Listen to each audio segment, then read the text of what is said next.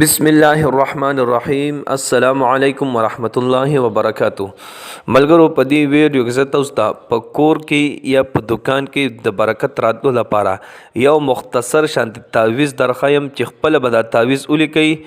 او په کور یا په دکان کې به ځوړن کې نو ان شاء الله ډیر زیات برکت په پکې راشي په کور کې بم کوم ځوړن کو کور کې به برکت راشي او که دکان کې مزولن کو نو ان شاء الله په دکان کې به برکت راشي او یو مختصر شانت عمل د درخوایم چې دا عمل مو کچره شروع کو نو ان شاء الله په کور کې یا په دکان کې به برکت راشي او یو مختصر شانت وظیفه هم درته درخوایم چې د دې په برکت سره به هم په کور کې یا په دکان کې ډیر زیات برکت راشي کدا درې وړ عملونه مشروع کول دا درې وړ کارونه مشروع کول بیا خو به ډیر زیات برکت راشي که درې واړه نشي کولی نو چې یو هم پکې وکړي یا دا تعویض ولیکئ خپله آسان آیتونه دي دوه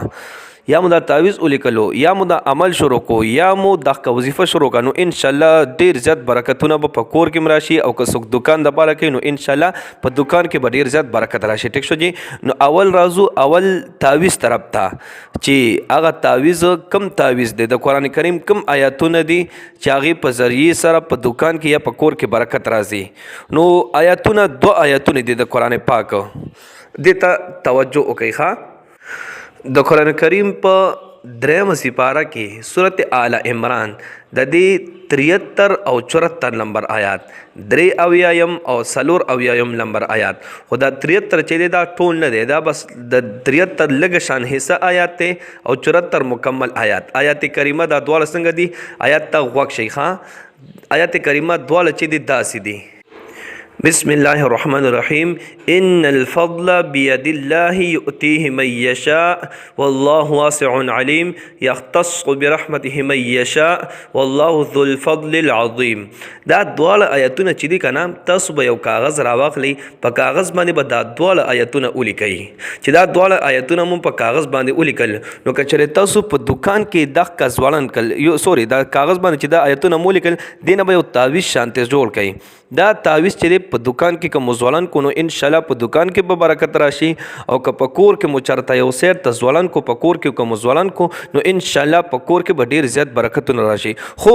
د دې تعویض د پاره دوه شرایط پیخان دا دوه شرایط په وسره لازمی وي کدا دواړه شرایط پکې وي نو ان شاء الله برکتونه برازي او کدا دواړه وسره نه وي نو بیا پکې امید ده کرال الخفخ او کرانل نو بیا هغه تاسو خپل ذمہ دار یې شرایط کم کم دي د دې تعویض د پاره یو شرایط دا کچره دا تاسو کم دکان کې ځوړن کو یا په کور کې مزولن کو دا قضې کې بیا غانې بجانې نه اوري کوم په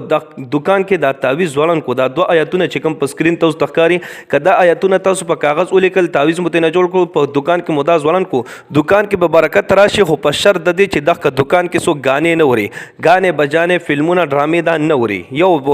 دا شرط په سره وی یو دا شرط دی چې دغه دکان کې یا په دغه کور کې چې متعویض ځوړن کو غانې به سره نه اوري یو دا او دویم دا چې سو کې ځوړن کې د چا چې کور وي د چا په ملکیت کې چې دا کور وي یا د چا دکان څوک دکاندار وي هغه خپل دکان کې د تعویض ولندل غواړي نو دی به 15 واړه وخت منځونه پابندي کوي 15 واړه وخت منځونه وسره پابندي ضروری ده لازمی ده وسره ټیک شو 15 واړه وخت منځونه چې پابندي کوي او د کم دکان کې یا کم کور کې چې تعویض ولن شو نو دی کې چې غانې بجانې څوک نه اوري غانې بجانې پکې نشي غږولې فلمونه ډرامې پکې څوک نه غږوي نو ان شاء الله ډیر زیات برکتونه پکې راشي تاسو ته به یو میاش کې اندازه ولګي چې دی کې سونه زیات برکتونه ورسره راځي ټیک شو جی دا خو شو تعویض اوس عمل طرف ترازو چې عمل څه پکار دی دکان کې د برکت راتلو یا په کور کې د برکت راتلو لپاره کم عمل بهترین دی چې کم نبی علیه الصلاۃ والسلام خود لیدي نبی علیه الصلاۃ والسلام له صحابي رضی ما مخکې ویډیو غان کې هم ویل دي خو دې کې درته صحابي رضی یا رسول الله په کور کې یا په دکان وتیات کو پدې کې برکت نشته دی س عمل راته او خیا نبی علیه الصلاۃ والسلام ته دا عمل اخولو کله چې وی کور ته داخليږي نو په کور والا باندې سلام واچوا که کور کې څوک وي بیا هم په سلام واچو که څوک نه وي بیا اس سلام واچوا السلام علیکم ورحمت الله وبرکاتہ دا به وایي ټیک شو چې یوم السلام واچلو دینه بعد بیا په نبی کریم صلی الله علیه وسلم باندې درود شریف وایي نبی علیه السلام ته فرمایل چې په ما بیا درود وایا درود شریف په بیا وایي چې هر یو درود شریف تاسو ته اساني او دغه نه بعد بیا سورۃ الاخلاص قل هو الله احد الله الصمد لم یلد ولم یولد ولم یکن له کفوا احد. بس دا درې کارونه چې تاسو کور کې برکت را غوستل غواړئ چې زموږ په کور کې د برکت راشي نو چې کور ته کله داخليږئ لومبه به سلام واچي په کور والو که څوک وي بیا هم به واچوي که څوک نه وي بیا به هم واچوي بیا به ورپسې درود شریف وایي بیا به ورپسې سورۃ اخلاص وایي او که چېرې دکان ته داخليږئ بیا به هم دا عمل کوئ که دکان کې خاص بیا څوک نه وي چې کله دکان کلا وخی نو دین بعد درود شریف سلام درود شریف او بیا سورۃ اخلاص بیا تاسو ګورئ چې څونه زیات برکتونه راځي په کور کې هم برکتونه راشي ان شاء الله په دکان کې به هم برکتونه راشي. ټیک شو جی دا شو یو آسان عمل. ها صحابي ته نبی علیہ السلام دا عمل اخودلو کنه چې دغه صحابي دا عمل شروع کو نو دی وی چې زم مالدار شم ما سره چې گیر چا پیر کم کورونو هغه هم را سره ډیر زیات مالدار شول هغه څنګه مالدار شول وی دون مال حال سرالو چې ما په دای باندې تقسیمولو په مالت کې په چنګ گاون کې مې دا مال تقسیمولو